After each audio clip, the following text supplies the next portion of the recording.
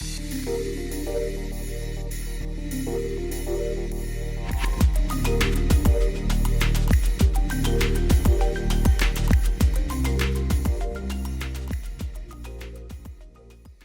young friends. Welcome once again to the part 2 of Optimal Performance episode. We're talking with Sudhendra Kulkarni. So, in the last episode, we touched upon the subject of digital distraction versus productivity and where the threshold could be, and it could be unique to each one of us, and how the intelligence of the heart, the pendulum effect that you spoke about, can help us identify those thresholds, and then without compromising our productivity, we reach a point where we do not get distracted, addicted to technology. Today we move from there to achieving a level of performance which is considered like peak performance or optimal performance. What level of performance are we expecting? So, as you said, Sathish, about the peak performance. The performance goes peak when you are absolutely focused, zero distractions, zero wastage of time, which is so ideal, right? Laser sharp focus on all those things, so much ideal, right? And ideal is something which is inexistent. What we achieve at times is beyond peak performance. Take an Olympic race. Just think, those people, there are suppose 5 or 7 runners who are coming from all the way their villages and towns from their own countries. They completed all those rounds, right, from qualifying round till their semi-finals, and now they are ready to take their final run. So all the pressure that the person is coming with, he is now taking all the pressure, all the load, or all the expectations load, and is now ready to run. He cannot be relaxed at that point in time, right? He should be stressed. And 3, 2, 1, choop, and the person starts running. And he runs to the utter speed and he breaks the records, even when he was not that great in the practices. That clearly means that stress is not negative every time. There is a positive part of it and there is a negative part of it. Negative part of it, the stress, usually people go into depressions and anxieties and drugs and all those things also. But there is other person who is actually using the stress as a positive part of it. And that stress is called eustress, and that makes him perform to the best, which was never before the entire world, and that's why he actually broke the previous records and he created a new record. So we can't have the stress always into the eustress level, right? Or we don't want to really get into the peak performance every time throughout the life. What we are talking about is the optimal performance there as well. We want to be easy on your performance, and that is where the peak performance is translated into the better performance every time, and that every time comes from the practice. True. Right? Yeah. Something that you were talking about, this stressless stress. There's a scientific study that Mihai Csikszentmihalyi, the scientist, did, and he calls it the state of flow. Yeah. A state of flow is a state where your sense of time, your sense of your own self is absent. You seem to be in a flow. You mentioned the example of a sports arena where they also call it being in the zone. So these are various terms that people use. A state of flow is supposed to be that optimal level of your focus, alertness, and the task that you're engaged in, whether you are playing with a child, whether you're playing a musical instrument, a sport, or you're doing your work which is very high on its cognitive requirements. Mm-hmm. In all of this, I'm sure all of us experience this. The flow center talks about this state being available to anyone, anytime. We as humans have the ability to touch this state in any of our day-to-day activities, whether you're preparing food, whether you're taking a shower, any act. Even taking shower. Even taking a shower, you can be in such a state of presence. It's not that you're thinking about something when you're taking a shower, your plan for the day. you're taking a shower, and that's the only thing that we do. Let's say this represents our total attention bandwidth, and this is the task at hand, which is occupying a major part of our cognitive bandwidth or attention span. However, a phone call comes, occupies a certain mental space. We look up a notification that takes away some amount of the bandwidth. While our mind is preoccupied with this, we start feeling hungry, and then the thought of hunger or thirst comes in, and so on and so forth. There are many smaller distractions that might fill it. In contrast, if the entire attention span is available for that one task only, we call that as optimal state. And this is what we are aiming for, however big or small the task may be. We look forward to achieving our complete attention to the extent possible on that one task at hand, and that's what would lead us to an optimal state. So when we are in that optimal state, you achieve the outcome which would have otherwise not be possible if your attention bandwidth is occupied by a few other things which we have referred to in the previous episode also as distractions. Now you touched upon, Sudhindra, the peak level of performance, which is at the highest level what a human can possibly achieve, break records, and which is normally heard in the sports. We have also seen musicians perform their best concert or whatever in that kind of a state. When they are completely lost, you can actually see it, that this individual is in some other domain. He is not in the present. I mean, for that person, I guess it is a state where when you come out of it only, you know that yes, there was something that I was into, I forgot myself, I had no sense of time, but something really magnificent came out of that act. That's a quite interesting point, Sathish, because unless I have two things: one, interest in what I'm doing, and the reason I'm doing it. If we are very clear on that, I won't really put my effort, 100% effort to it. In one of the previous episodes, we spoke about designing one's life, setting a goal and a vision for oneself.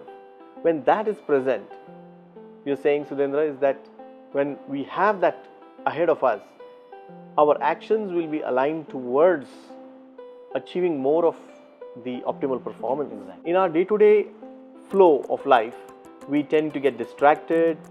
We also tend to believe that multitasking is a way to get more things done. Right. So these are the things that. So this is contrary to being in the present moment. Yes, actually. But there is one interesting fact, Sathish. Multitasking as a word doesn't exist. Oh wow, I never knew this. Yeah. Multitasking is something is thought about, saying we are doing multiple things at a time. More than one thing at a time is called multitasking, is what the notion is. True. Ideally, multitasking, when they do that, they have multiple things in the mind at a time. They don't do multiple things at a time. Parallelly, we can have other things in mind to do things, and possibly we can do the same thing again. Example, suppose I'm typing something. I'm focused on typing something and I want to drink water while I'm typing. What are you doing? You have got a thought of it, you stopped. You drank water, you kept it, you started it. You are possibly not doing two things at a time. Got it. Interesting. Right? So multitasking per se doesn't exist as such, but having the focus of the work, having the other things in mind, so that we can, at times wherever we need, we take that part in our current work and take it back. That is what is referred to as multitasking as such. Having that 100% focus is possible only when a person is absolutely focused, balanced, with zero distractions, which is again ideal state, and ideal is unnatural. Right? So it again is ideal state, but that is very close to 100% is possible with the regulated mind. Focused mind is nothing but the byproduct of a regulated mind. Right? There is an example of a horse. There are horses, two types of horses. One is on the chariot, we call it stanga, right? On the chariots, they do have something on this. Horse blinds. Yeah, exactly, horse blinds. And that is because the horse should not get distracted anywhere else, and it will go only in the direction where the chariot, the Sarathi is making them go, right? Taking them to. As against the horse in the derby race, they don't have horse blinds, but they know where to run, and they run faster, and they go to the target much faster without getting distracted. Both are horses, both are minds. Interesting analogy. Right? Again. Both are horses, they can get distracted, but this horse in derby is regulated. He has practiced the same thing again and again on the same track. He knows how to run, where to run, how fast can we run. The jockey is only there to guide them at times, otherwise the horse knows how to run. That is where the regulated mind comes in. Even though we are discussing race and running and all of this, it is not our day-to-day endeavor to be on a racetrack all the time. Exactly. Yes, our peak performance may be required at a time when you have to finish a project or accomplish something which is very demanding in terms of energy. So regulated mind is a product of a practice. A practice, absolutely. So you mentioned about the horse's practice. You Yes. mentioned about the practice of an athlete. The regulated mind, when we have to arrive at that, we again keep coming back to the heartfulness techniques Exactly. and the meditation, and how over a period of time Yeah.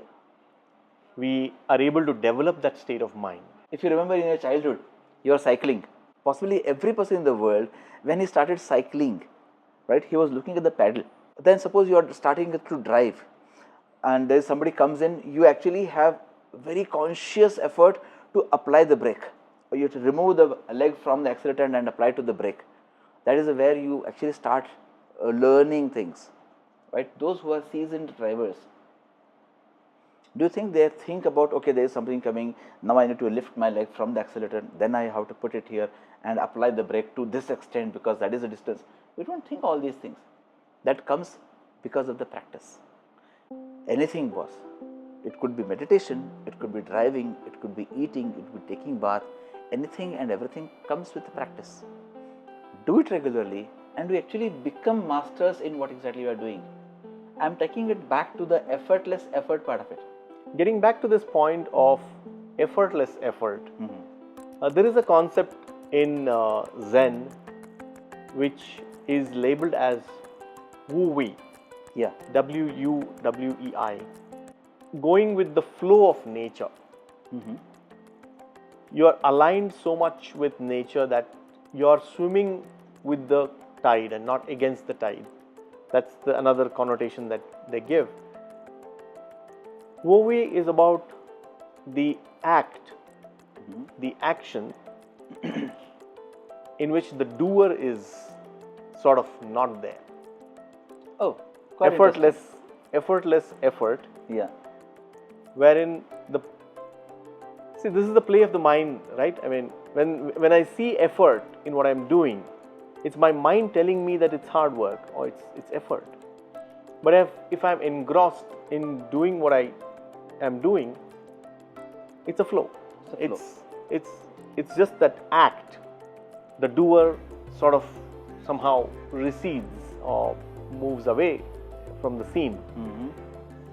And the sense of time, because every moment is a present moment, the sense of time also disappears. That's what I guess Mihai Csikszentmihalyi mentions as the state of flow where time and your individual self is sort of receding back. The perspective also matters a lot, right? I would take you to the digital board. So the task for this person is to reach here. Right? So for him, this is really a big task, because the overall height he has to scale up is this much. Tough. This is the perspective. So what they do is they think of the problem or the task or the challenge or the whatever he has to do, perform. As such, he has looked at this. Now, the moment he has seen this as the next task, his goal is to achieve this first. The perspective has changed. Here, the fear part of it, oh my God, will I be able to do it? That has gone down. The fear level or the challenge level is lesser now. So, a little effort he has to take it. The first big step he has taken here, and he became the achiever of this level. Right? Now, for him, this task is hardly anything. Just a little less as compared to the person who is looking at this. Then, as compared to this effort is very less. Now the person comes here. Now his task is going up this height only. As compared to his first jump, this is hardly anything. Whereas this is the peak he wants to reach. The person who is standing here, if he thinks about this as a problem or a task, he actually will not really be able to perform to his levels. What he can do is he can break things, he can change the perspective to the first achievable target, and then he can keep on going to the next achievable target. Right? Though the person reaching here is the same person he is reaching here, the total task or the total efforts is not at once, it is in breaks. That is where the perspective changes. So when you start, take a big leap, take a small leap, but take in stages.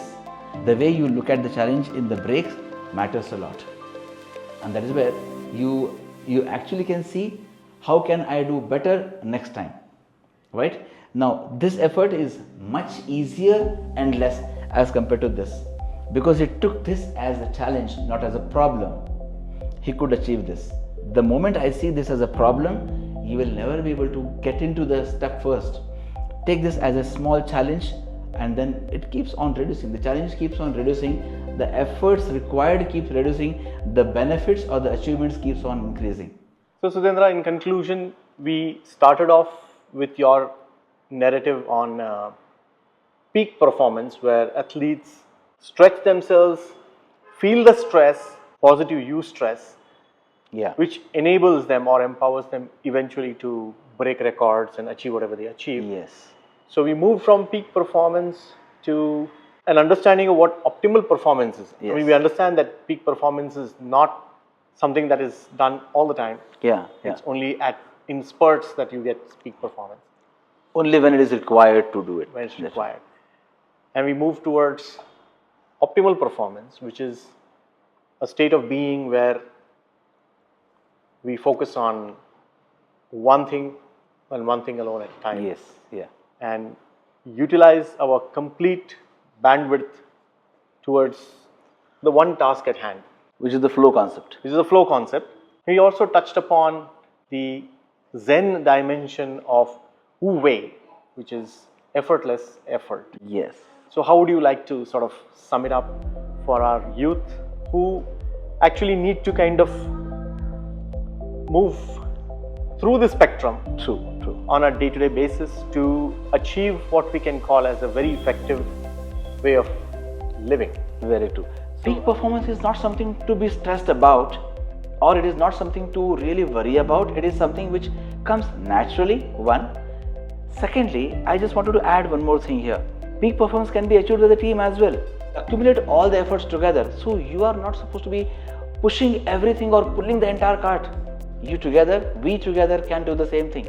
So now we move to another dimension of expanding this idea and ideology of peak performance into a team, where the team's energy, team's egregore comes together to achieve what can be termed as a team success. Absolutely. And what a team can achieve is possibly 5 times more than one one person can achieve at its peak.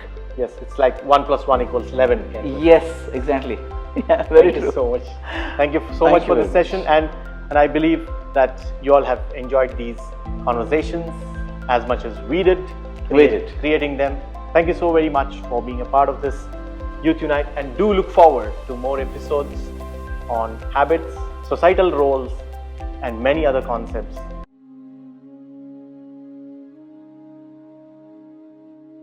Sit comfortably and close your eyes softly and gently. Feel a healing energy move up from the earth into your toes, feet, and ankles. Feel your toes relax and your feet relax, and allow your ankles to relax.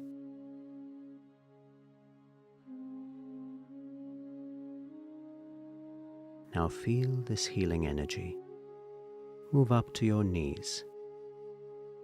As it moves up, it relaxes your calf muscles.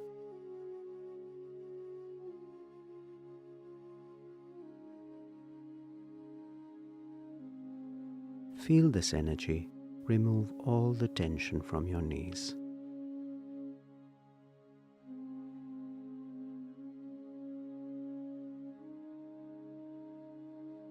Now it is moving further up your legs, into your thighs.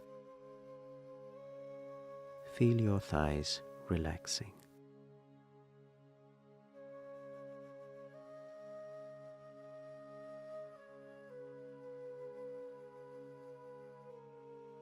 Now the energy has moved into your hips and waist.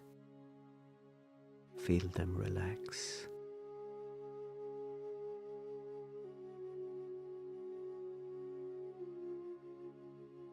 As the energy moves up, your lower back is relaxing.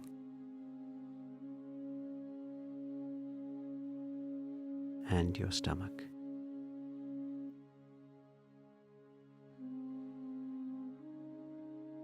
Now the energy has moved into your chest area. Feel it relax.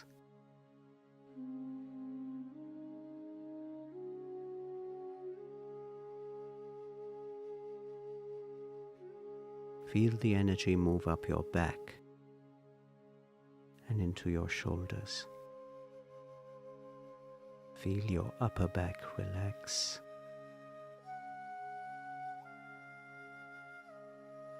And feel your shoulders simply melting away.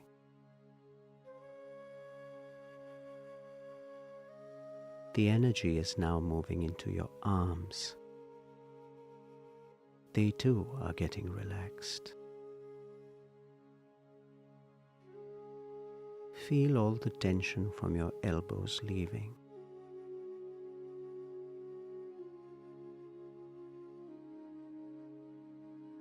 And as the energy moves into your forearms, they too are getting relaxed.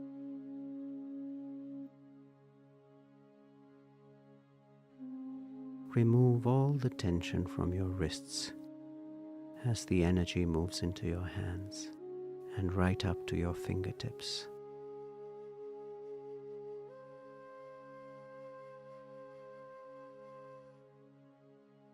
Now move your attention up to your neck. The energy is moving up and relaxing your neck muscles.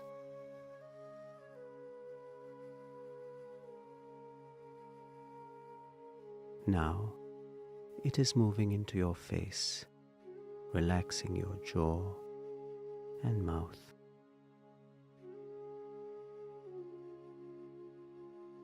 The energy moves into your nose and eyes, relaxing them.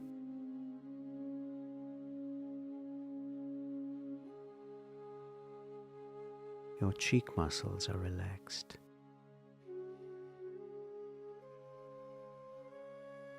Feel your earlobes relax.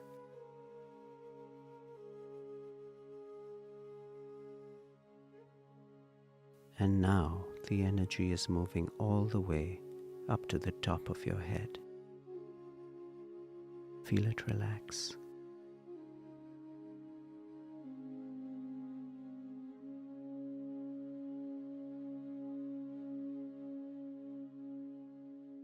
Feel your entire body is relaxed from top to toe.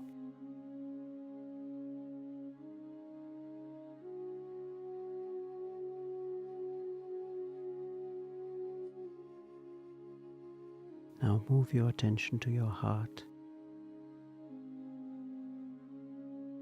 Feel that a source of light is already present in your heart, and it is attracting you from within. Do not try and see the light, just know that it is there in your heart. Be open and receptive to a very subtle energy flowing into you.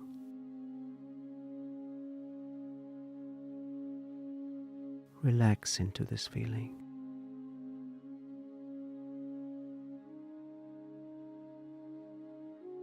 If you find your awareness drifting at any time to other thoughts, don't fight them.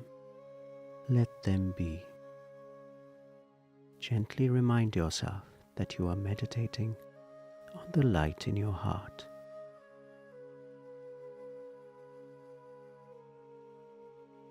Allow yourself to become more and more absorbed within.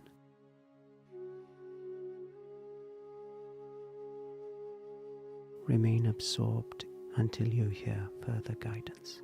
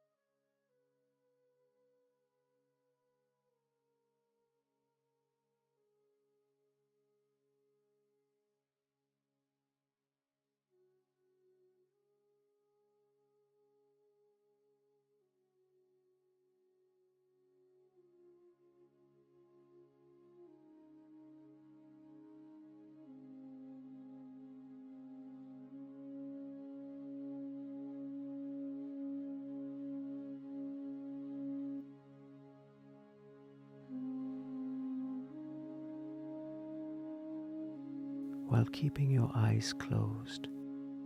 Gently come out of the state of meditation.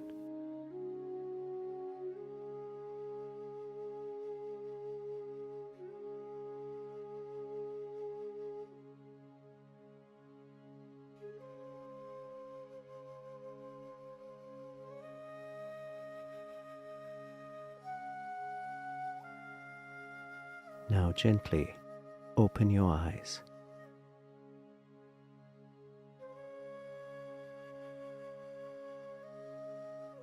Reflect on what you just experienced.